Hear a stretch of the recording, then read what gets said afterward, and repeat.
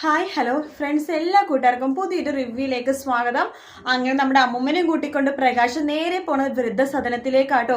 എടാ പ്രകാശ്, എന്നെ ഇവിടെ നിർത്തണ്ട, ഞാൻ നിന്റെ കൂടെ വരാടാ എന്ന് അമ്മ പറയുമ്പോൾ, ഇല്ല അമ്മ, എനിക്ക് അമ്മേനെയും കൊണ്ട് പോകാൻ പറ്റുമെന്നില്ല, ഞാൻ വല്ല കടത്തിനെല്ലാം കിടന്നോളാം, അമ്മേനെ അങ്ങോട്ട് കൊണ്ടുപോകാൻ പറ്റില്ലല്ലോ, അമ്മ ഇവിടെ കിടക്ക് എന്ന് പറയണം. അമ്മക്ക് ഭയങ്കര സങ്കടം ആവുന്നുണ്ട് കേട്ടോ.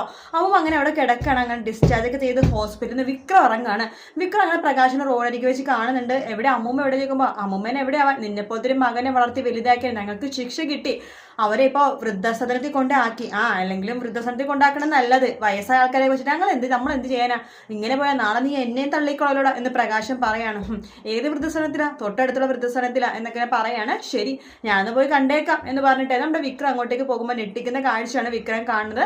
അവിടെ അമ്മൂമ്മ കല്യാണിയൊക്കെ ആയിട്ട് സംസാരിച്ചുകൊണ്ടിരിക്കുകയാണ്. കല്യാണിനെ സ്നേഹിക്കാൻ തുടങ്ങി. അങ്ങനെ കല്യാണിക്ക് എല്ലാ സ്നേഹവും വാരിക്കോരി കൊടുക്കണം അമ്മൂമ്മ. തനിക്ക് ഇഷ്ടപ്പെടാത്ത കല്യാണി ആയതുകൊണ്ട് തന്നെ വിക്രം അമ്മൂമ്മനെ വല്ലാതെ വഴക്ക് വേണ്ട. അപ്പം നിങ്ങൾ മാറിയല്ലേ, എന്തൊക്കെയായിരുന്നു അത്, നിങ്ങൾ കാര്യം സാധിക്കാൻ വേണ്ടി ഇവരുടെ സ്നേഹം കാണിക്കണമാണോ? അങ്ങനെയാണെങ്കിൽ കുഴപ്പമില്ല, അല്ല ഇവരെ കൊച്ചുമകളായിട്ട് സ്നേഹിക്കാൻ തുടങ്ങിയെന്നുണ്ടെങ്കിൽ നിങ്ങളെ ഞാനായിരിക്കും ആദ്യം ഇല്ലാതാക്കണത് എന്ന് വിക്രം പറയാണ്.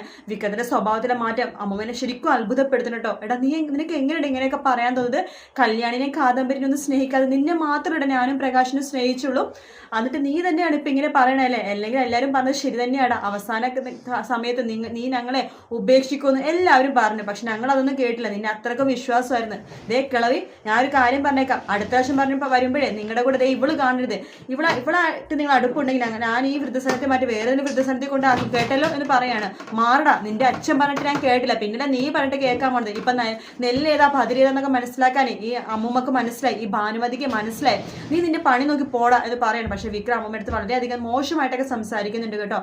എന്തായാലും ഈ ആഴ്ച ഫുള്ളും നല്ല നല്ല ഭാഗങ്ങളാണ് വരുന്നത്.